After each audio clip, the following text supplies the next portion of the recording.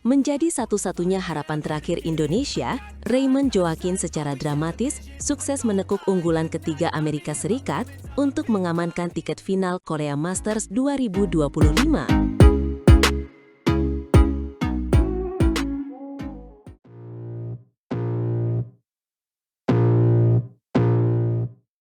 Sebuah kemenangan yang tidak hanya penting, tetapi juga menjaga asa gelar bagi Merah Putih di Jeonbuk.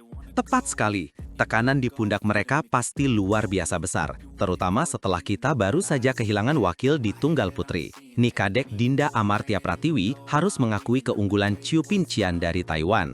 Tapi Raymond dan Joaquin, mereka tampil tanpa beban. Ketenangan mereka di lapangan benar-benar menjadi kunci. Menghadapi unggulan ketiga, Chen Ziyi dan Presley Smith dari Amerika Serikat, banyak yang mengira pertandingan akan berjalan alot, mungkin hingga rubber game. Tapi lihat apa yang terjadi, 2 game langsung. 21-15 dan 21-17. Ini bukan skor yang mudah didapat, apalagi melawan pasangan yang secara peringkat lebih diunggulkan. Sejak awal game pertama, Raymond dan Joaquin sudah menunjukkan bahwa mereka tidak gentar sama sekali. Mereka langsung mengambil inisiatif serangan. Pukulan-pukulan tajam dan penempatan bola yang akurat benar-benar membuat Chen dan Smith kewalahan. Pasangan Amerika itu seolah tidak diberi kesempatan untuk mengembangkan permainan mereka sendiri. Mereka terus-menerus berada di bawah tekanan. Saya setuju. Di game pertama, Raymond dan Joaquin berhasil unggul cepat dan menjaga margin point dengan sangat konsisten. Mereka tidak membiarkan lawan mendekat. Unggul di interval dengan selisih yang nyaman memberi mereka kepercayaan diri untuk menutup game pertama tanpa banyak kesulitan. Memasuki game kedua, kita melihat Chen dan Smith mencoba mengubah strategi. Mereka bermain lebih agresif, mencoba menekan balik Raymond dan Joaquin. Pertarungan sempat berjalan lebih ketat di awal-awal game kedua. Kejar-mengejar angka sempat terjadi. Benar, itu adalah momen krusial. Pasangan Amerika Serikat itu sadar jika mereka kehilangan game kedua, maka habislah sudah. Mereka mengerahkan segalanya, tetapi Raymond dan Joaquin hari ini tampil luar biasa solid. Pertahanan mereka sulit ditembus dan serangan balik mereka sangat mematikan. Justru di saat-saat kritis itulah mental juara mereka terlihat. Setelah interval game kedua, Raymond dan Joaquin kembali menemukan ritme permainan terbaik mereka. Mereka tidak panik, tetap tenang dan perlahan tapi pasti kembali menjauh dari kejaran lawan. Poin-poin akhir di game kedua adalah demonstrasi kelas dunia. Kemenangan ini bukan hanya sekedar melaju ke final, tapi juga sebuah pernyataan. Raymond Joaquin membuktikan bahwa mereka adalah kekuatan baru yang patut diperhitungkan di kancah ganda putra dunia. Mengalahkan unggulan ketiga dengan cara yang begitu meyakinkan adalah pesan kuat untuk lawan mereka di final. Dan ini menjadi angin segar bagi bulu tangkis Indonesia. Di tengah hasil yang kurang memuaskan dari sektor lain, keberhasilan Raymond Joaquin ini menjadi pemicu semangat. Harapan untuk membawa pulang gelar juara dari Korea Masters 2025 kini sepenuhnya ada di tangan mereka. Kita tidak boleh melupakan bagaimana terakhir kali Indonesia berjaya di sini. Itu terjadi pada tahun 2024, ketika Putri Kusumawardhani menjadi kampion di tunggal putri. Sejak saat itu, belum ada lagi gelar yang bisa kita rebut dari turnamen ini. Sebuah penantian yang cukup lama, dan kini kesempatan itu datang dari sektor ganda putra.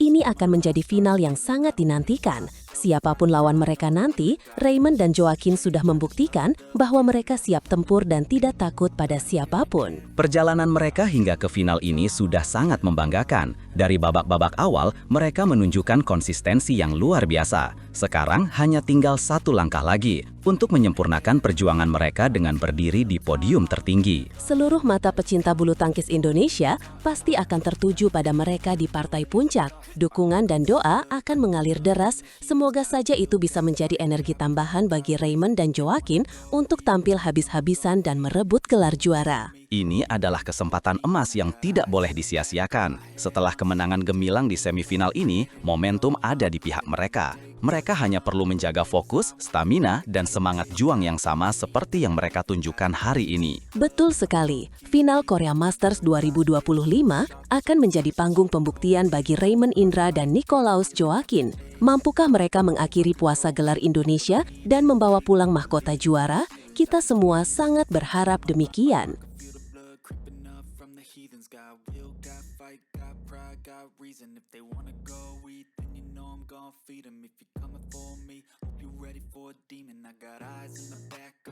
Meskipun berhasil merebut gelar juara Hilo Open 2025, Jonathan Christie harus menelan pil pahit karena peringkat dunianya tak bergeming, terjebak di posisi kelima.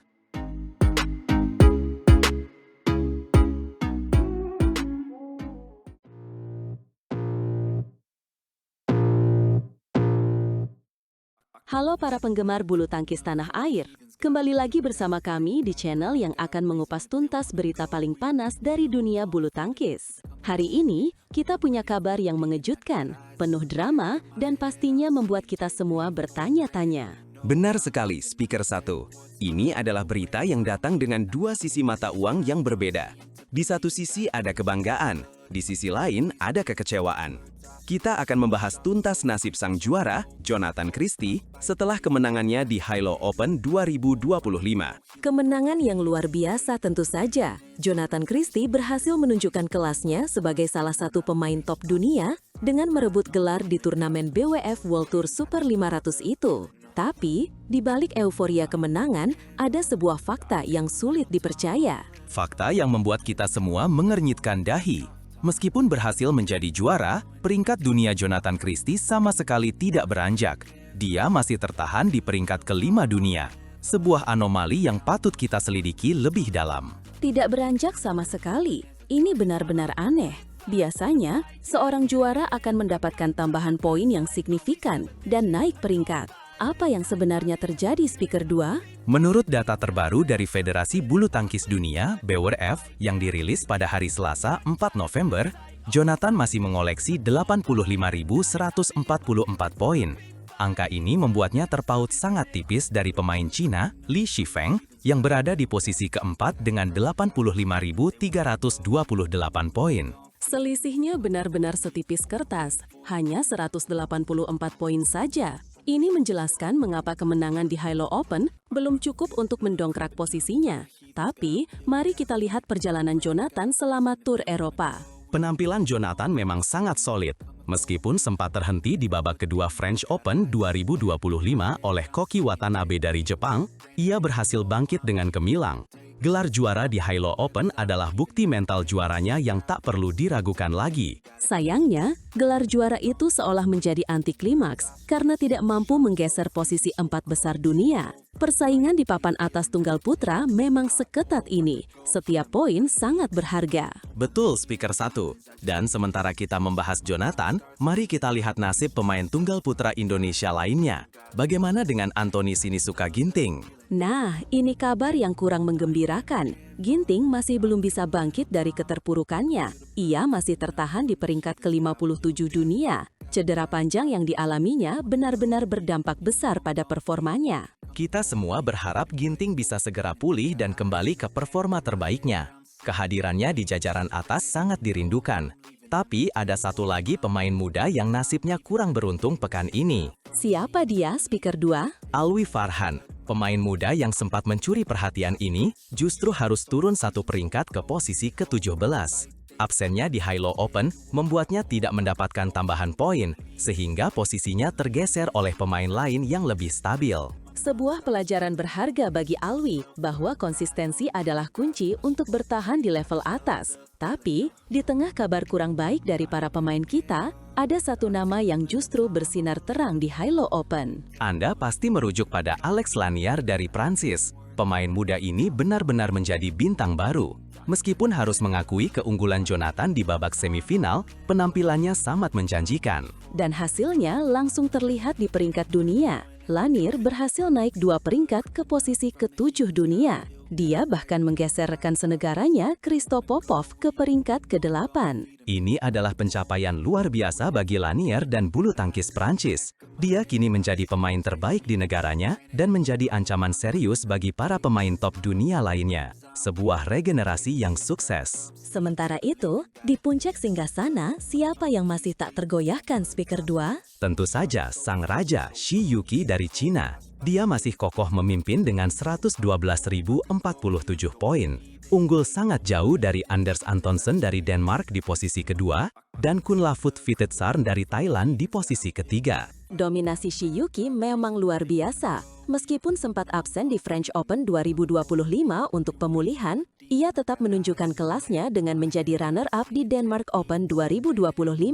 Jadi, kesimpulannya, meskipun Jonathan Christie berhasil membawa pulang gelar juara, persaingan di tunggal putra dunia semakin memanas. Para pemain harus terus berjuang untuk setiap poin jika ingin naik peringkat. Dan kita sebagai penggemar, mari kita terus berikan dukungan penuh bagi para pahlawan bulu tangkis kita. Perjalanan mereka masih panjang, dan setiap dukungan dari kita akan menjadi bahan bakar semangat mereka.